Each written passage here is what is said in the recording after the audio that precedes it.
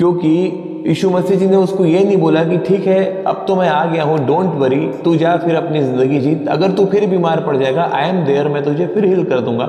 नहीं। Praise the Lord everyone, मैं Sumit Chabad आप सबका स्वागत करता हूँ परमेश्वर की हजूरी में और अपने चैनल पर।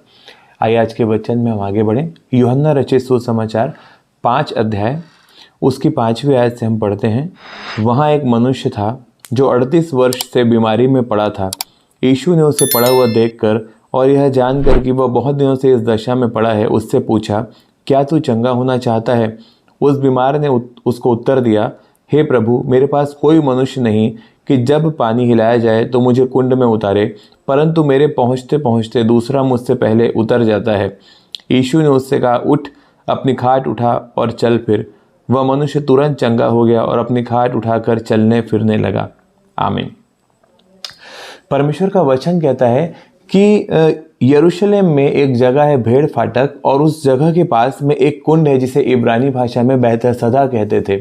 और लिखा एक नियत समय पर स्वर्गदूत जो हैं उस कुंड के पानी को हिलाया करते थे, और उस कुंड के पानी को जिस समय स्वर्गदूत हिलाते थे उस टाइम पे जो भी व्यक्ति, जो भी बीमार, चाहे उसकी बीमारी कोई क्यों ना हो, चाहे वो कितना भी सीरियस बीमार क्यों ना हो, जैसे ही स्वर्गदूत पानी को हिलाते थे और सबसे पहले जो व्यक्ति उसमें उतरता था वो हील हो जाता था।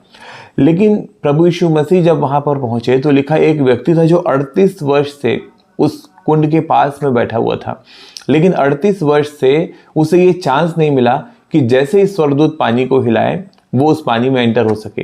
क्योंकि उसने कहा, प्रभु यीशु मसीह जी ने जब उससे पूछा कि भाई क्या तू चंगा होना चाहता है, तो उसको ये नहीं पता था कि जो मुझसे ये बात पूछ रहा है वो परमेश्वर का इकलौता पुत्र है जो हीलिंग मुझे देने के लिए आया है। उस व्यक्ति ने बोला कि हे प्रभु, मेरे पास कोई नहीं है, कोई व्यक्ति मेरे पास नहीं है कि जो मुझे उस कुंड के पानी में उतार सके।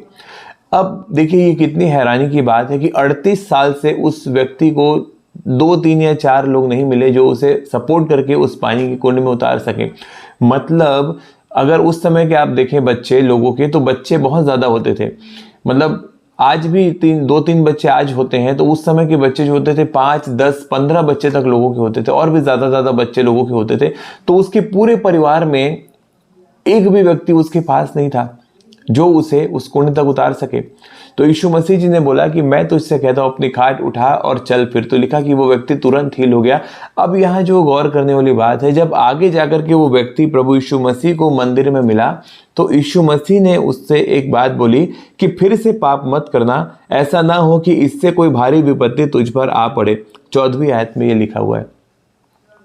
अब एक बात बताइए कि जिस व्यक्ति के पास 38 साल से एक भी रिलेटिव नहीं पहुंचा, जिस व्यक्ति के पास एक व्यक्ति का सपोर्ट नहीं था फिजिकली, मेंटली, इमोशनली, कि उस व्यक्ति को वो उस पानी में उतार सके, उसका सपोर्ट कर सके, उस व्यक्ति को प्रभु यीशु मसीह जी बोल रहे हैं कि तूने 38 साल से जो तकलीफें झेली हैं, तूने 38 साल से जो परेशानियों को फेस किया है, अब तू हील हो चुका है, फिर से पाप मत करना, कहीं इससे भी बड़ी मुसीबत में तू ना पड़ जाए। मतलब उससे भी भारी, उससे भी मुश्किल कुछ हो सकता है। देखिए, हमको जो प्रभु यीशु मसीह जी ने जो ग्रेस दी, हमको जो प्रभु यीशु मसीह जी ने जो हीलिंग दी, हमको जो प्रभु यीशु मसीह जी ने जो टेस्टिमनी दी, उसको कभी भी टेक इट फॉर ग्रांटेड नहीं लेना चाहिए। क्योंकि यीशु मसीह जी ने उसको ये नहीं बोला कि ठीक है अब तो मैं आ गया हूँ, डोंट वरी, तू जा फिर अपनी ज़िंदगी जी, अगर तू फिर बीमार पड़ जाएगा आई एम देयर, मैं तुझे फिर हील कर दूंगा।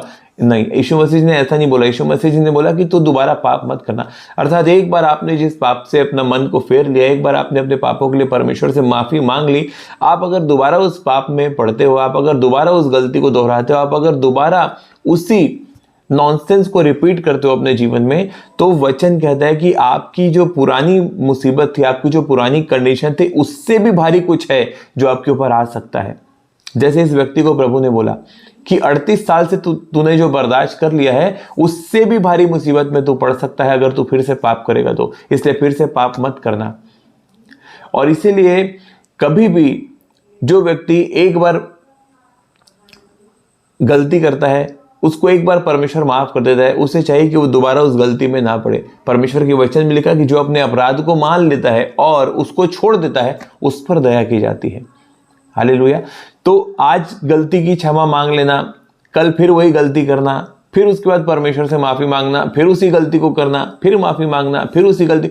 ये नर्सरी के बच्चों वाली जो एक्टिविटी ये हमको छोड़नी पड़ेगी। हम आत्मा में हमारे आज आप देखिए कि एक व्यक्ति जब नर्सरी में एक बच्चा आता है तो वो तोतली भाषा में बात करता है और टीचर्स को भी अच्छा लगता है, उसके बच्चों उसके पेरेंट्स को भी अच्छा लगता है कि हाँ ये बच्चा अभी नर्सरी में गया है तो ये ऐसे ही बात करता है जब वो बोलना सीख रहा होता है। लेकिन वही व्यक्ति अगर 10th क्लास में आने के बाद में तोतली भाषा में बात करे तो टीचर से भी वो पनिशमेंट पाएगा और घर में भी उसको मार पड़ेगी, क्योंकि भाई अब तेरे ये सब करने की उम्र नहीं रही, अब तू बड़ा हो गया है, तेरे को बड़ों के जैसा एक्ट करना चाहिए। उसी प्रकार से जब एक नया नया बिलीवर आता है, वो आत्मिक रूप से वो बच्चा रहता है, नर्सरी में रहता है, आत्मिक नर्सरी में वो रहता है, उस समय की कुछ गलतियां चलती हैं। लेकिन जैसे जैसे आप मसीह में पुराने होते जा रहे हो, कोई 10 साल का बिलीवर है, कोई 15 साल का बिलीवर है, कोई 8 साल का बिलीवर है, अभी भी वही एक्टिविटी, अभी भी वही नर्सरी के बच्चों वाली एक्टिविटी नहीं चलेंगी। आपको मैच्योर होना पड़ेगा। और ये जो एक खास तरह की जो एक नेचर में एक चीज होती है कि पाप को छोड़ना फिर दोहराना, गलती को छोड़ देना फिर दोहराना, इसको शैतान इस्तेमाल करता है लोगों के जीवन में, उससे भारी मुसीबतों में उन्हें डालने के लिए।